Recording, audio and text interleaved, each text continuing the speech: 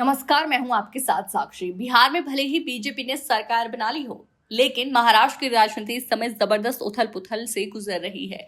यहां मुख्यमंत्री एकनाथ शिंदे और उप मुख्यमंत्री देवेंद्र फडणवीस के बीच तनाव खुलकर सामने आ चुका है। मामला शुरू हुआ महाराष्ट्र के डोंबिवली इलाके से, जहां बताया जा रहा है कि बीजेपी शिवसेना के नेताओं को तोड़कर अपने पक्ष में शामिल कर रही थी, क्योंकि बीएमसी चुनाव नजदीक है। ऐसे में बीजेपी चाहती थी कि वो स्थानीय स्तर पर अपनी स्थिति मजबूत करे, लेकिन इस बात से एकनाथ शिंदे बेहद नाराज थे और उन्हें लगा कि बीजेपी शिवसेना की राजनीतिक जमीन में सेंध लगाने की कोशिश कर रही है। इसी बीच महाराष्ट्र कैबिनेट की महत्वपूर्ण बैठक होती है, जिसपे देवेंद्र फडणवीस मौजूद थे, लेकिन शिंदे गुट के कोई भी मंत्री इस मीटिंग में नहीं पहुंचे। विपक्ष ने इस बात पर जमकर हंगामा किया और सरकार की एकजुटता पर सवाल उठाए।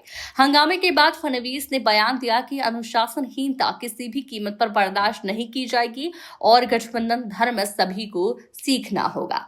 फडणवीस का ये बयान सीधे शिंदे पर तंज मारा गया और यही बात शिंदे को बेहद नागवार गुजरी। शिंदे, जो खुद पूर्व मुख्यमंत्री रह चुके हैं और वर्तमान में महाराष्ट्र के डिप्टी सीएम हैं, उन्होंने फडणवीस से कोई बात करना जरूरी नहीं समझा और सीधे दिल्ली रवाना हो गए।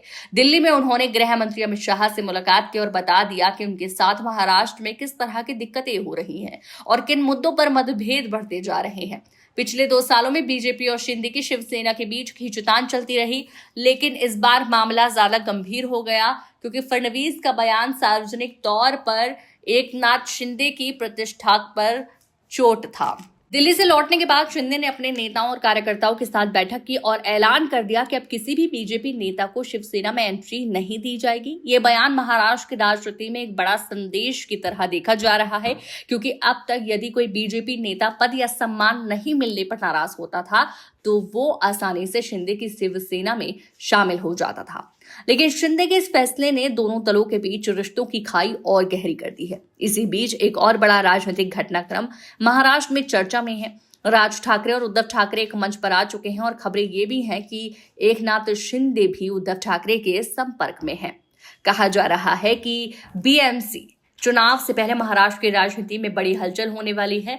बीएमसी चुनाव सिर्फ नगरपालिका चुनाव नहीं, बल्कि छोटे राज्य के विधानसभा चुनाव की तरह माने जाते हैं और बीजेपी इस चुनाव में बेहद कमजोर स्थिति में है। ऐसे में बीजेपी को जीत के लिए शिंदे का साथ जरूरी है, लेकिन दोनों के बीच बढ़ती दूरियां बीजेपी के लिए सिरदर्द बन चुकी हैं।